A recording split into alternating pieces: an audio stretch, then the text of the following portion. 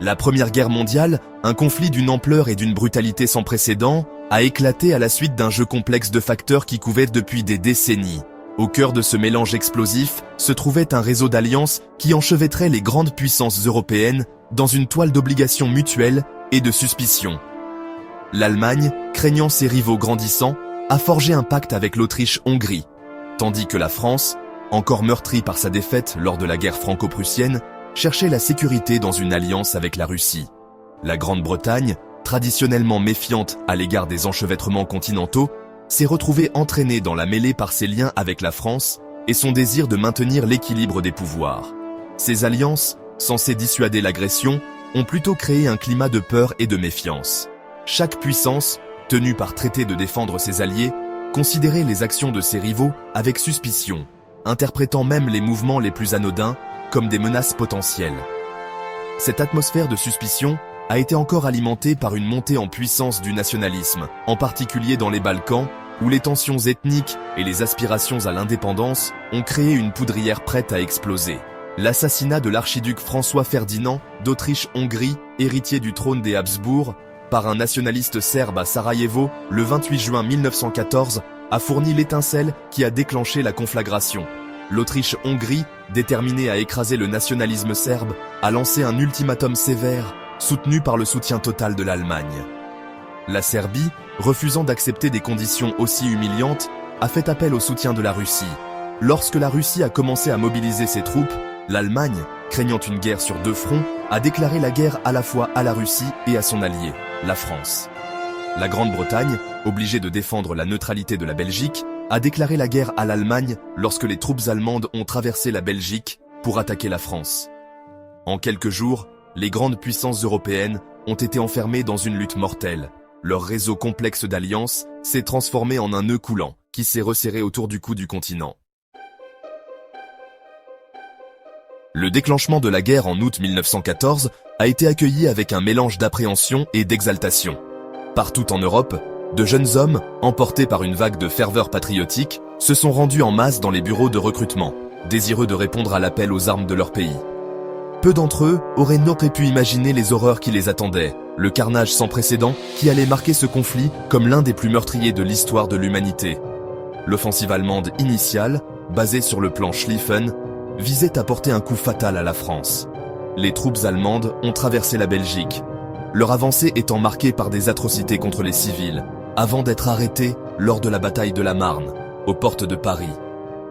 L'échec du plan Schlieffen a anéanti tout espoir de victoire rapide, et la guerre sur le front occidental s'est transformée en une impasse sanglante. De la frontière suisse à la Manche, une ligne continue de tranchées, protégée par des fils barbelés, des mitrailleuses et de l'artillerie, s'étendait sur des centaines de kilomètres. Les armées ennemies se faisaient de face à travers un étroit no man's land, un paysage désolé de cratères, de boue et de barbelés, où la mort guettait à chaque instant. Les assauts, souvent précédés de bombardements d'artillerie massifs qui transformaient le champ de bataille en paysage lunaire, se soldaient par des pertes effroyables pour des gains minimes. Le front oriental, bien que plus fluide que la guerre de tranchées statiques de l'Ouest, n'était pas moins brutal. De vastes armées s'affrontèrent dans les plaines d'Europe de l'Est, entraînant des pertes stupéfiantes. La Russie, dont l'immensité et les effectifs étaient contrebalancés par son retard technologique et l'incompétence de ses dirigeants, a subi une série de défaites cuisantes face aux armées allemandes et austro-hongroises. L'Empire ottoman, allié à l'Allemagne, a ouvert un nouveau front au Moyen-Orient, menaçant les intérêts britanniques dans le canal de Suez et les champs pétrolifères de Mésopotamie. Le front occidental, gravé au cœur de l'Europe, est devenu synonyme des horreurs de la guerre de tranchées. La vie dans les tranchées était un cauchemar, une épreuve sinistre de boue, de poux, de rats et de menaces constantes de mort. Les soldats s'entassaient dans des abris exigus et insalubres, subissant sans relâche des bombardements d'artillerie et des tirs de snipers. Les maladies étaient une monnaie courante, et le tribut psychologique de la peur constante et du spectacle de tant de morts était immense.